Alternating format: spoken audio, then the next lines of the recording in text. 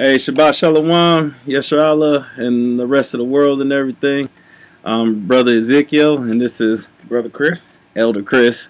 We're coming back. I know it's been a while. I had to redo part 4. This would have been, and I have other videos, so I'll put up 2 videos today later on. But this one will be part 4 because last time the mic was muted, so we have to redo this one. So we ended last time in Exodus chapter 23, verse 18, speaking on where it says, "Thou shalt not offer blood of my sacrifice with leavened bread, neither shall the fat of my sacrifice remain until the morning." So basically, that's the law that we left off last time. So we're picking up in verse 19, which would be the next law. And according to Numbers, the order, how many numbers of the laws, don't even worry about that. All these lessons is all about the law. So, like I said, I pinpointed, read them, just looked it up in the Hebrew and stuff, and written them all down and stuff. Okay, so I'm saving you the trouble of actually reading, but still, read the book for yourselves, not what I say. Okay, so anyway, so we're going to pick up here in Exodus chapter 23 and verse 19. Exodus chapter 23, verse 19. The first of the first fruits of thy land thou shalt bring into the house of the Lord thy God. Thou shalt not see the kid in his mother's milk. So we have 2 laws here. So basically it's bringing back the first fruits. So everything that we get, like the first sons, those are the firstborn males. Those belong to the Most High. The firstborn males of your livestock belong to the Most High. Your first fruits, that belongs to the Most High. So we're not even supposed to touch any of those fruits if you have the land and stuff. So when you have land and you start growing, when the first fruits bud, even though we don't have an altar and things like that, or the things of the Levites, you leave those crops alone. You don't touch them. Okay?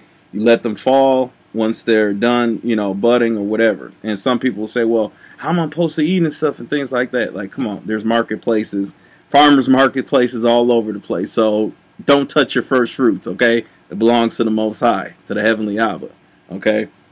The second law on that was, thou shalt not see it the kid in his mother's milk. The word kid means a baby goat, okay? You cannot cook that goat inside the mother's milk and things like that. It's forbidden. So, I mean, some people say there's different translations. Maybe you're not supposed to eat a small goat at that age and things like that. But if you just look it up in the Hebrew, it'll give you exactly what it says. So you're not supposed to cook a goat, its own baby goat or kid, in its mother's milk and things like that. So let's get the next law here, which is verse... jump to verse 24. Verse 24, chapter 23 of Exodus. Thou shalt not bow down to their gods, nor serve them, nor do after their works, but thou shalt utterly overthrow them and quite break down their images. So basically this goes back to the first commandment, but the added on parts in here is, but thou shalt utterly overthrow them and quite break down their images. So you're supposed to, any of those images you see, break them, smash them. Any of them idols, so forth and so on. Don't you bow down to them. Don't you worship them. Don't do any type of works towards them. The customs of the people are vain, like it tells you in Jeremiah 10, 1 through 3, I believe. Yeah, Jeremiah 10, 1 through 3. So we're not supposed to follow their ways at all. This is why when we came in, before we even came into Canaan or the land of Israel, this was the warnings before we went in there. But a lot of us crossed the Jordans, and that's exactly what happened. Let's get the next law, which is, let's jump to verse 32. Verse 32. Thou shalt make no covenant with them, nor with their gods. Keep reading. They shall not dwell in thy land, lest they make thee sin against me. For if thou serve their gods, it will surely be a snare unto thee. So basically it's talking about all the other nations that's inside the land and stuff. You're not supposed to make any covenants with them, make no promises with them. Any of the sons of Canaan, that's the Hivites, the Pizerites, the Hittites, so forth and so on. Do not make any covenants with them, nor serve their gods or any of that stuff. They shall not dwell in thy land, lest they make thee sin against me. For if thou serve their gods, it will surely be a snare unto you. So we were supposed to exterminate all the Canaanites, period, when we came in the land. But that didn't happen once we read further on in the scriptures and things like that. So we're not supposed to mix with them, those specific nations, as it says in Deuteronomy chapter 7 and verse 1 through 6, I believe. But anyways, specifically them, okay? But let's get the next law here. Let's jump to chapter 25. Exodus chapter 25, and we'll start at verse 1. Exodus chapter 25, verse 1. And the Lord spake unto Moses, saying, Speak unto the children of Israel, that they bring me an offering of every man that giveth it willingly. With his heart ye shall take my offering. So every man, it's letting us know right here. This is one whole law, by the way, okay? But it's letting you know again, as we read back in the other videos, saying that the men are supposed to really only give the tithes. They're only supposed to bring the offerings. Not everybody, not every woman, you know, not a man with a blemish. All these, no, it's the men only are supposed to bring these offerings onto the Most High. But let's keep reading. Verse 3. And this is the offering which ye shall take of them: gold, and silver, and brass, and blue, and purple, and scarlet, and fine linen, and goat's hair, and ram skins dyed red, and badger skins, and shittim wood, oil for the light, spices for anointing oil, and for sweet incense, onyx stones, and stones to be set in the ephod, and in the breastplate. And let them make me a sanctuary, that I may dwell among them. Verse 9. According to all that I show thee, after the pattern of the tabernacle, and the pattern of all the instruments thereof, even so shall you make it. Okay, so basically what this is talking about, it's getting into making like Aaron's garments and his sons, which are the priest. So for the high priest Aaron, and then for the priesthood, his sons and stuff, you have the lanterns that's in the tabernacle, all these different things inside the tabernacle. The specific men from Judah and from the tribe of Dan are supposed to make these things. The one the Most High gave that wisdom and understanding and knowledge and craftsmanship and things like that. So those specific men are supposed to do these things. So, but as in for bringing in an offering, like it says, it tells you all these things because this is what makes the tabernacle, and which makes the ark, the table, both of the two altars, the brass vessels, the golden utensils, so forth and so on. So these are the things that they were supposed to bring on to Aaron, to Moses, Aaron, and his priests, his sons, excuse me, the priesthood. But let's continue reading verse 10. And they shall excuse me. So that whole from Exodus 25 1 through 9. It's talking about, once again, it's the laws for the males to bring in these offerings so they could create the tabernacle and the Ark of the Covenant and all the other things that we need. But this is the next law right here at verse 10. Exodus 25, verse 10. And they shall make an ark of shittim wood, 2 cubits and a half shall be the length thereof, and 1 cubit and a half breadth thereof, and 1 cubit and a half height thereof. And thou shalt overlay it with pure gold. Within and without shalt thou overlay it, and shall make upon it a crown of gold round about. So right here, just explaining all this is so much in detail. This is why you need to learn this. You need to meditate. Once again, I stress this in all the other videos and things over and over and over again. Look how much Moses had to remember to speak on to all of Israel. The duties. You can't just take any type of wood and make the ark out of it. That's forbidden. It has to be by by the men that was chosen to make that ark, and the certain wood shittim, so forth and so on. You can't overlay it with silver. It has to be pure gold. Okay, all these things is in precise detail. Okay, this is patience. All right, so if you just want to rush through this and things, you're gonna miss, like I said before, the heavenly glory, all the knowledge and wisdom and understanding that's coming out of these laws and stuff in the preparation. Like I said before, I'll do a lesson on it later after the laws. But the tabernacle, once again, it's the ark, it's the masterpiece or the architect of the kingdom. That's why there's a throne or a mercy seat above on top of the ark of the covenant. All this stuff is all the kingdom right there. It's being laid out. But anyways, let's continue reading here. Verse 11. Verse 12. Excuse me, verse 12. Verse 12. And thou shalt cast 4 rings of gold for it, and put them in the 4 corners thereof, and 2 rings shall be on one side of it, and 2 rings on the other side of it. And thou shalt make staves of shittim wood, and overlay them with gold. And thou shalt put the staves in the rings by the sides of the ark, that the ark may be borne with them. The staves shall be in the rings of the ark, they shall not be taken from it. And thou shalt put into the ark the testimony which I shall give thee, and thou shalt make a mercy seat of pure gold, 2 cubits and a half shall be the length thereof, and 1.5 cubits the breadth thereof. And thou shalt make 2 cherubim of gold, of beaten wood. Thou shalt make them, and the 2 ends of the mercy seat, and make 1 cherub on one, and make 1 cherub on the one end, and the other cherub on the other end. Even of the mercy seat shall ye make the cherubim on the 2 ends thereof. Verse 20.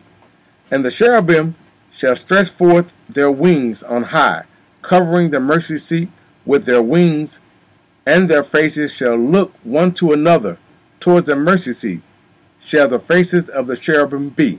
Verse 21. And thou shalt put the mercy seat above upon the ark, and in the ark thou shalt put the testimony that I shall give thee. So right here, Exodus 25, chapter 25, verse 10 through 21 is one whole law. These are the specific instructions of how they're supposed to make the mercy seat, the ark, everything, and stuff like that. So with that being said, Lee is outside. With that being said, that's letting us know these. Some may say these are individual laws. Maybe. Okay, fine. But I categorized it as one whole thing because this was the details of what they had to create according to the Most High when making the mercy seat and everything. One moment. Yeah.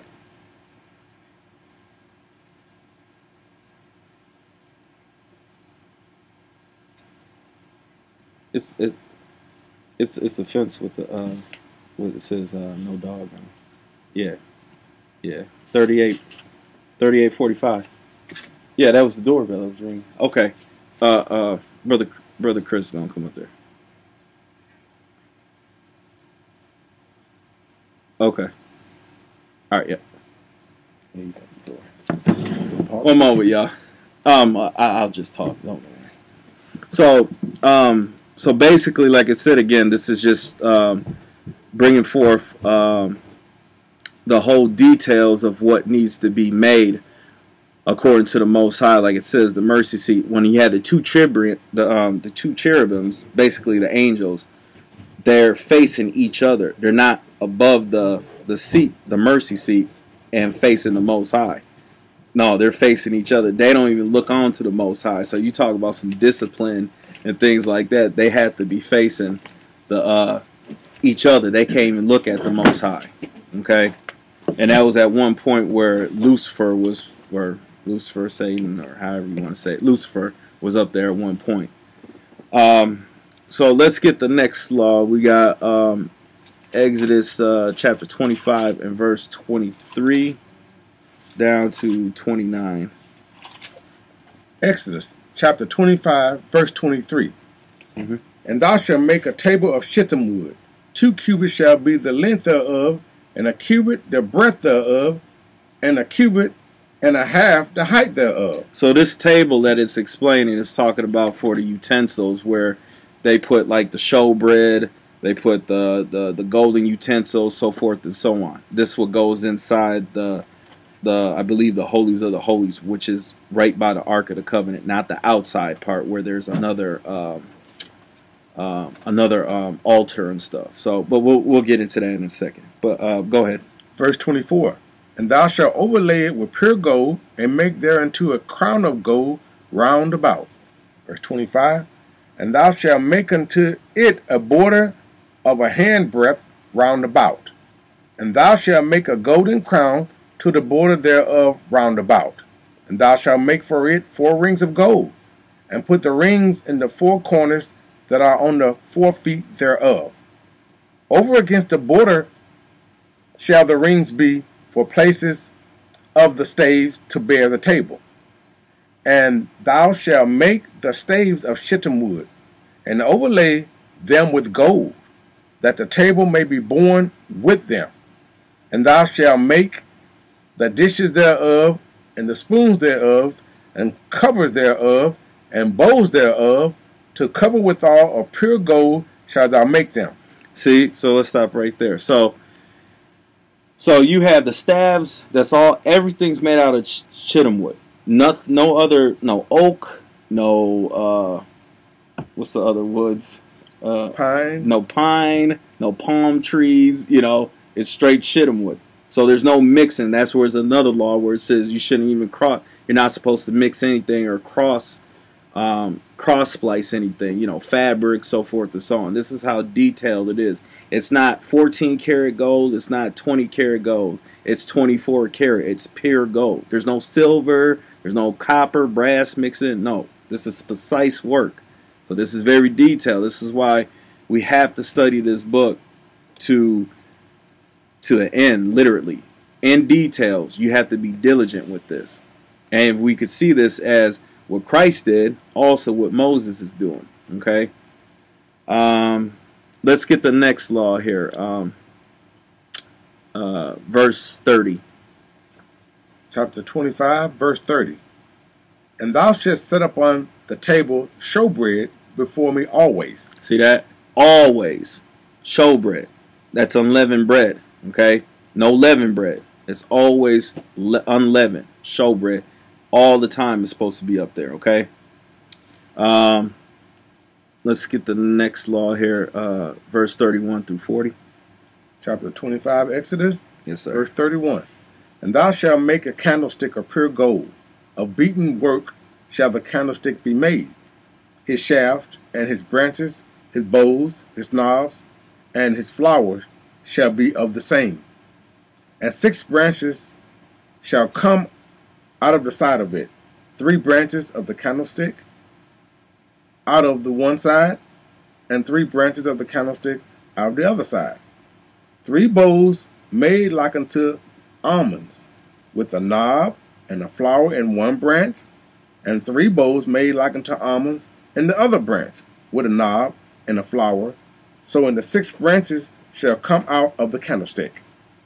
And in the candlestick shall be 4 bowls made like unto almonds, with the knobs and their flowers. And there shall be a knob under 2 branches of the same, and a knob under 2 branches of the same, and a knob under the 2 branches of the same, according to the 6 branches that proceed out of the candlestick. Their knobs and their branches shall be of the same. All it shall be one beaten work of pure gold. And thou shalt make the 7 lamps thereof, and they shall light the lamps thereof, that they may give the light over against it. And the tongues thereof, and the snuff dishes thereof, shall be of pure gold. Of a talent of pure gold shall he make it with all these vessels. And look, that thou make them after their pattern, which will show thee in the mount. See that? So after the pattern what the Most High told him in the mount, where he told Moses, you cannot add on to it, you can't take away, you can't put your opinion out, well, maybe this looks a little bit better and stuff. You know what I'm saying? No. Precise words. That's why when I said in previous lessons and stuff, I'm not dealing with opinions here and people's feelings when it comes to this book. It's what says goes, okay? This is what the word says. That's what it is. If you are creating doctrines, man-made doctrines, and it's twisting the scripts, there's a problem. You need to run away from that as fast as you can, okay? But anyways, so that was the law. So we basically had all the laws on the preparations of the ark, the table, the menorah, everything going on in here and things, and the pattern, all the detail work, the wood, the gold, all the materials that you need to make this, all these different things. So that was let's get the next law here, excuse me. Exodus chapter 26, and it's 1 through 13, which is the next law. So it's in one whole thing here. Exodus chapter 26, verse 1. Moreover, thou shalt make the tabernacle with the 10 curtains of fine twined linen, and blue, and purple, and scarlet, with cherubim of cunning work shalt thou make them. You see that? So you can't just come out and say, well, I think I'd rather use a burgundy color, you know what I'm saying, or a turquoise color, or this type of color and stuff. No, it's precise what it says. Once again, the words, the Most High changed not. Christ never changed anything. Everything is all through the law, statute, commandments. That's the will. That's the foundation for all Israel. Nothing's changed. Nothing's been taken away. Okay? The only thing what we can't do, once again, right now, there's certain laws. If we had the sons of Aaron and we had the Ark of the Covenant, we had the altars and things like that, we would have been doing sacrifice still. But once Christ comes back, we'll still have, Christ will bring all that back into the kingdom and stuff, okay?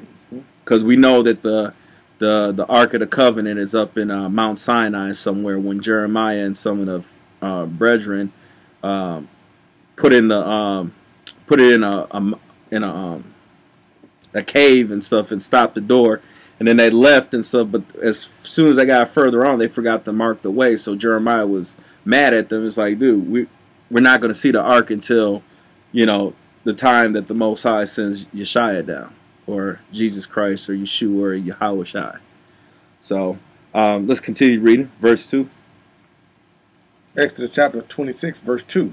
The length of one curtain shall be 8 and 20 cubits. No, it should be 9 and 30 cubits. The length of one curtain shall be 8 and 20 cubits. See? 8 and 20 cubits. Go ahead. And the breadth of one curtain, 4 cubits. And every one of the curtains shall have one measure. The 5 curtains shall be coupled together one to another. And another 5 curtains shall be coupled one to another. And thou shalt make loops of blue upon the edge of one curtain from the self edge and the coupling. And likewise shalt thou make in the uttermost edge of another curtain, in the coupling of the second.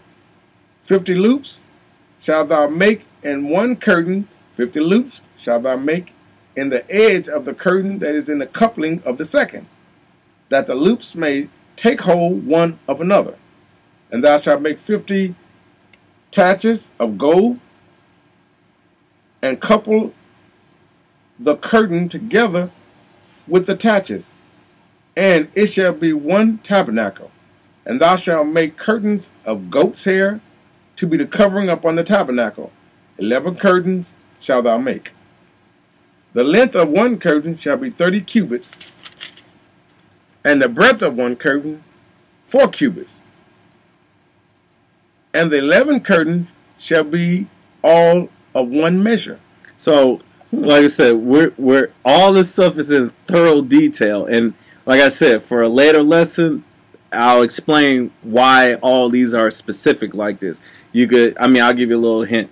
Ezekiel gives the measurements and things of the kingdom, and Revelation gives those measurements and things like that. It's due off to all these couplings, the cubits, so forth and so on. So, but anyways, like I said, that's for another lesson and stuff later on. That's some meat stuff. But anyways, let's continue. Verse 9, and thou shalt couple 5 curtains by themselves, and 6 curtains by themselves, and shall double the 6th curtain in the forefront of the tabernacle.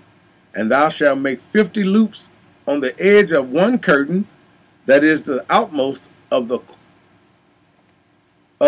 coupling, and 50 loops in the edge of the curtain which coupleth the second. And thou shalt make 50 taches of brass, and put the taches into the loops, and couple the tent together, that it may be one. And the remnant that remaineth of the curtains of the tent, the half curtain that remaineth, shall hang over the backside of the tabernacle, and a cubit on one side, and a cubit on the other side, that which remaineth in the length of the curtains of the tent. And it shall hang over the sides of the tabernacle. Verse 13? Yeah. We still go. Verse 13. And a cubit on the one side, and a cubit on the other side, that which remaineth in the length of the curtains of the tent, it shall be hang over the side of the tabernacle, on this side and on that side, to cover it. Okay, so right here, so 1 through 13 is speaking of the tabernacle itself. So this is the law for the tabernacle, okay? So specifically for the curtains, so forth and so on. We just got done reading. All right, the next covering is going to be for, I believe it's for the, well, we'll just read it. I think it's for the ark. But anyways, let's keep reading. This is the next law, verse 14 through verse 30. Exodus 26? Yes, sir. And verse 14. Verse 14? Mm-hmm. And thou shalt make a covering for the tent of ram skins dyed red, and a covering above the badger skins. And thou shalt make boards for the tabernacle of shittim wood standing up. 10 cubits shall be the length of a board, and a cubit and a half shall be the breadth of one board. 10 tenons shall there be in one board, set in order one against the other. Thus shalt thou for the boards of the tabernacle. And thou shalt make the boards for the tabernacle 20 boards on the south side, southward. Read that again. Verse 18. And thou shalt make the boards for the tabernacle 20 boards on the south side, southward. And thou shalt make 40 sockets of silver under the 20 boards, 2 sockets under one board, for in 2 tenons, and 2 sockets under another board, for his 2 tenons. And for the second side of the tabernacle on the north side, thou shalt be 20 boards. Okay, so one second right here. So excuse me, that the lamb's wool. I mean, the goat or the rams, the goats here, and the ram skin. I think it was a badger skin and stuff. That's still for the tabernacle. So excuse me, it's not for the ark yet. So that's my bad. So excuse me, but let's continue. Okay, verse 21. And there 40 sockets of silver, 2 sockets under one board, and 2 sockets under another board, and for the sides of the tabernacle westward thou shalt make 6 boards. And 2 boards shalt thou make for the corners of the tabernacle and the 2 sides. And they shall be coupled together beneath, and they shall be coupled together above the head of it unto the ring. Thus shall it be for both of them. They shall be one for the corners. They shall be for the corners. And they shall be 8 boards, and their sockets of silver 16 sockets, 2 sockets under one board, and 2 sockets under another board. And thou shalt make bars of shittim wood, 5 for one boards of the one side of the tabernacle, and 5 bars for the boards of the other side of the tabernacle. And the 5 bars for the boards of the side of the tabernacle for the two sides westward. Verse 28. And the middle bar in the midst of all the boards shall reach from end to end. 29. And thou shalt overlay the boards with gold, and make their rings of gold for places for the bars. And thou shalt overlay the bars with gold. Verse 30. And thou shalt rear up the tabernacle according to the fashion thereof, which will show thee in the mount. Okay, so all these different things, like I said, this is all preparation and stuff for the kingdom. It's all being the blueprint shown forth in the desert where they're in the wilderness right now in Saudi Arabia. Okay, so this is prepping us and things like this, but this is specific reasons why they need to have it. It's going to explain all into detail once we get into like Leviticus, Numbers, and Deuteronomy, because Deuteronomy really gets into thorough depth of why it's made like that, so forth and so on. So I'm not going to spend all day just, for each one detail and stuff. That'll be later, okay? So we're just going through these laws right now through what we need to learn and understand and stuff. Let's start at verse 31, which is the next law, which should be the veil. Now, yeah, here we go. That was my bad. Here's the veil for the ark. Chapter 26, verse 31.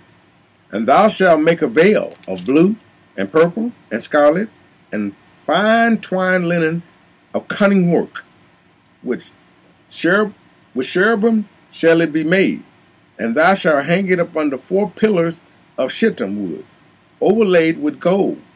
Their hook shall be of gold upon the 4 sockets of silver.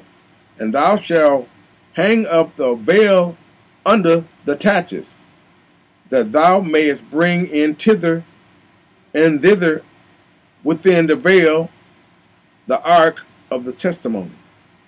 And the veil shall divide unto you between the holy place and the most holy. Right, so you got the holy place, which is on the outside of the tabernacle itself. But then you have the holy place, the most holy, which is where the ark is.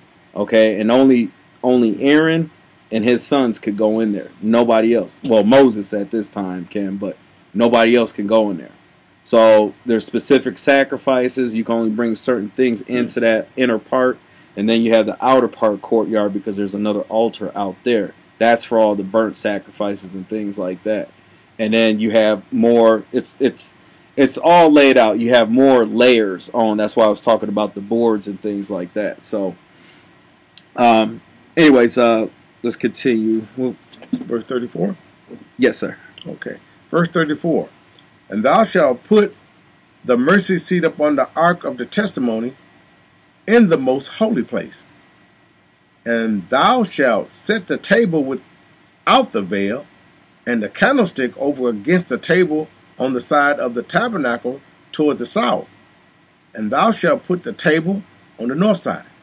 So it's telling you specifically that this north, east, south, and west stuff is not for, it's no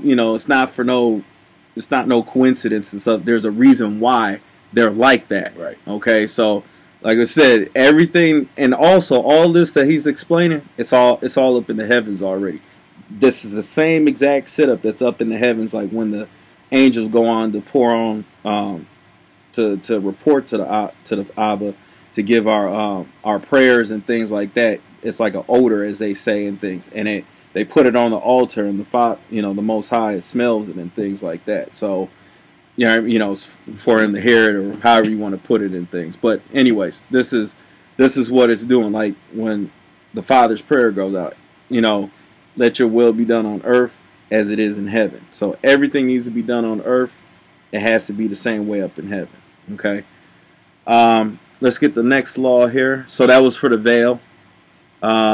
Exodus 26 and verse 36 through 37. So this is the next law. Okay. Exodus 26, verse 36. And thou shalt make a hanging for the door of the tent of blue and purple and scarlet and fine twined linen, wrought with needlework. Let's stop right there real quick. You see how it's not giving different colors? It's all the same colors. Everything is all the same. There's another reason for that too as well. So like I said, all this stuff, I'll get into thorough details afterwards after we get these laws down pat first, okay? So anyways, continue please. Verse 37, and thou shalt make for the hanging 5 pillars of shittim wood, and overlay them with gold, and their hooks shall be of gold, and thou shalt cast 5 sockets of brass for them. So there we go. We got pillars. Everything's still made out of shittim wood and gold, pure gold again. So, like I said, later on, you guys will get the rest of this, unless another brother, you know, who's out there, who knows the truth, puts it out there first or whatever. So, you know, that'll be a good thing. So, either way, you know what I'm saying. So, let's get the next one here. Exodus chapter 27 and verse 1 through 8. And this is it's going to start talking about the law on making the altar. Okay, so now we're getting into both altars. So what did I say? Exodus 27 and verse 1 through 8. This is the next law. Exodus chapter 27 verse 1. And thou shalt make an altar of shittim wood 5 cubits long and 5 cubits broad, and the altar shall be 80, and the height thereof shall be 3 cubits, and thou shalt make the horns of it upon the 4 corners thereof. His horns shall be of the same, and thou shalt overlay it with brass. And thou shalt make his pans to receive his ashes, and his shovels, and his basins, and his flesh hooks, and his fire pans. All the vessels thereof shalt thou make of brass. So it's letting you know, even when you do the sacrifices, you're in the holy place where this sacrifice is going to go on. That's why it's talking about the flesh hooks, so forth and so on. That's why it has pans under there to catch the ashes, because this is nothing unholy is supposed to touch that ground, that inner sanctuary, especially even in the most holies, which is in the inner part of the tabernacle itself, next to the Ark of the Covenant and stuff. Because there's an altar, I believe, that's in there as well. But anyways, let's continue. Verse 4. Thou shalt make for it a grate of network of brass, and upon the net thou shalt make 4 brazen rings in the 4 corners thereof. And thou shalt put it under the compass of the altar beneath, that the net may be even to the midst of the altar. And thou shalt make staves for the altar, staves of shittim wood, and overlay them with brass. And the staves shall be put into the rings, and the staves shall be upon the 2 sides of the altar to bear it. Hollow with boards shalt thou make it, as it was showed thee in the mount, so shall they be make it. So now you notice, now the staves for the ark and the table and stuff, they were made out of pure gold. Outside, these are made out of pure brass. Yes. See, 2 different things. There's something, the brass has something to do with it too, and things like that. There's all big significance that goes on with that. So basically, too, this is once you get later on into Leviticus, it tells you like who can only carry those things. Every Levite cannot do it. The priesthood cannot do it. Specific men, the Kohens, the Gergeshons, I think they're called, and it starts with an M. The sons out of Levite. Those 3 out of those sons are the one. Well, I think it's Kohens when we go into it, but they're the ones that get the lifted. Nobody else can lift those things. Not even the Ark of the Covenant or any of these things. They're the only ones that's supposed to lift it. Anybody else touches it, and there was a situation when the ark almost tipped over. Somebody grabbed it and stuff to stop it, and he got put to death right on the spot. So, you know, this stuff is precise, man. This is why you have to seriously pay attention to this. Okay. So that was verse 8, correct? Yes. Okay. Let's get the next law. We're still in the same chapter, Exodus 27, and start at verse 9 here. Verse 9? Yep. Exodus chapter 27, verse 9. And thou shalt make the court of the tabernacle. For the south side, southward, there shall be hangings for the court of fine twined linen of 100 cubits long for one side. And the 20 pillars thereof, and their 20 sockets shall be of brass, and the hooks of the pillars and their fillets shall be of silver. And likewise for the north side in length, there shall be hangings of 100 cubits long, and his 20 pillars and their 20 sockets of brass, the hooks of the pillars and their fillets of silver. And for the breadth of the court on the west side shall be hangings of 50 cubits, their pillars 10, and their sockets 10. And the breadth of the court on the east side, eastward, shall be 50 cubits. The hangings of one side of the gate shall be 15 cubits, their pillars 3, and their sockets 3. And on the other side shall be hangings 15 cubits, their pillars 3, and their sockets 3.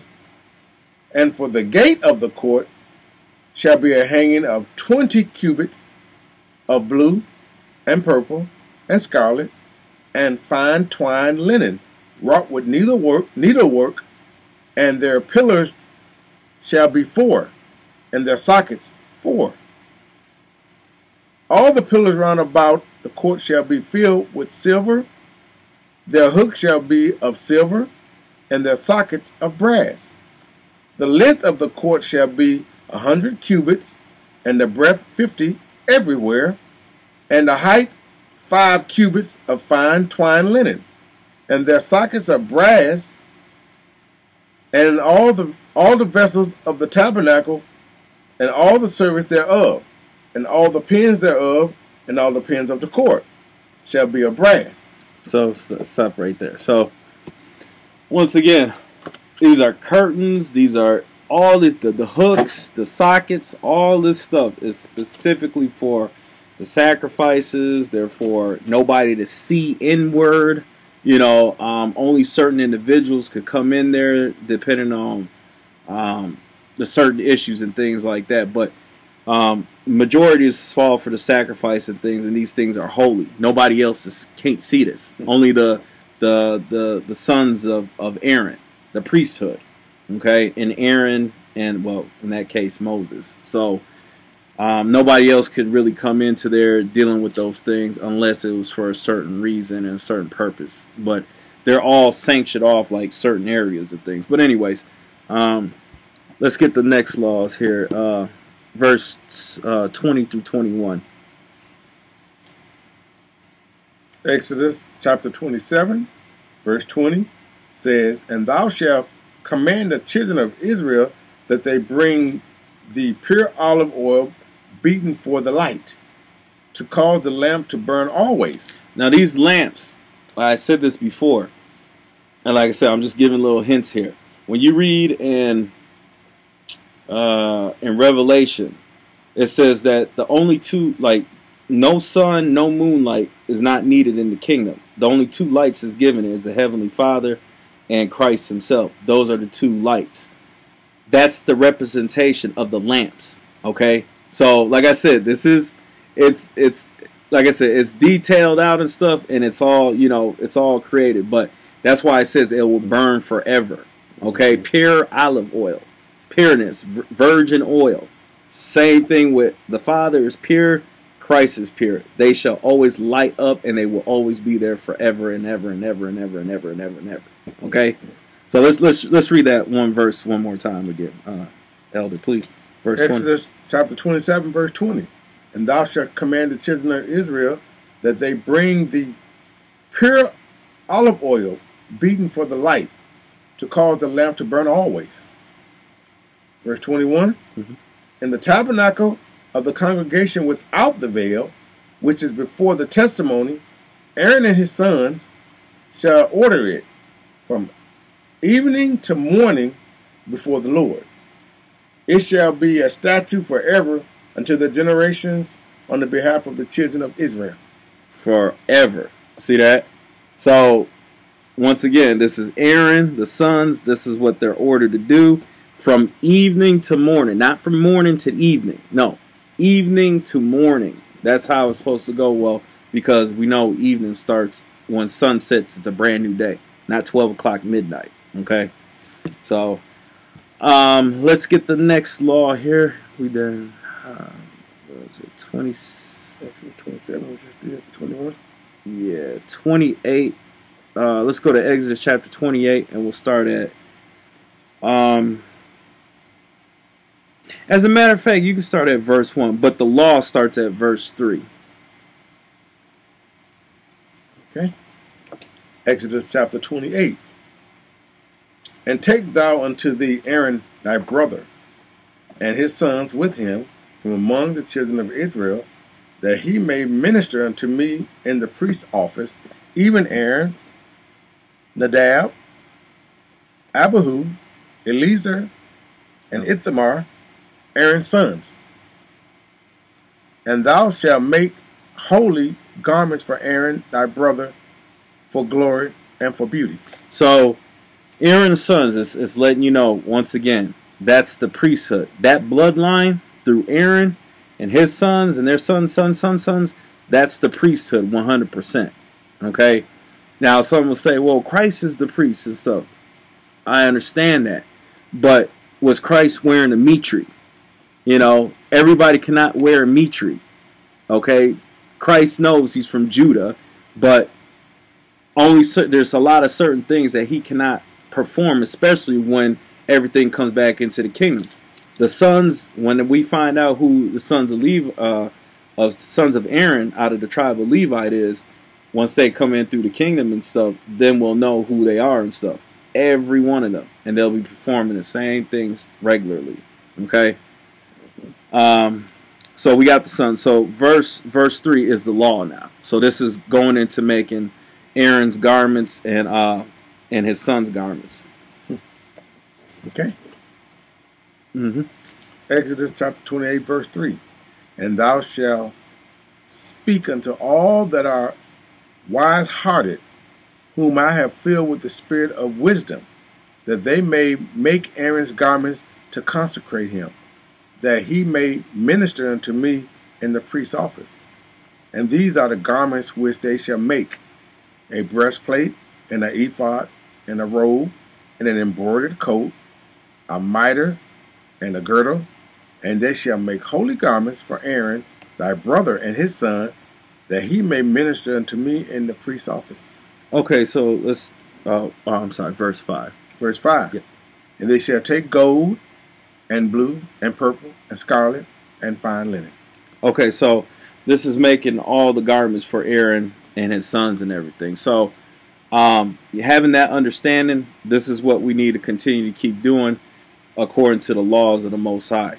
And I have to cut this right now because this starts going into the next video that I already done. Okay, so we'll come back to that. I'll bring it back around on the next part here. So you guys will get 2 videos up today. But that was going through, and that's where I ended off. So I'll build with you more, and we'll bring out more of the videos and stuff in each lesson each week and things according to the laws. And then I'll let everybody know when we start going into the meat lessons and things like that, okay? So, I'm Brother Ezekiel, and this is Elder Chris, and we hope y'all have a blessed Shabbat, okay? Shalom, y'all. Shalom.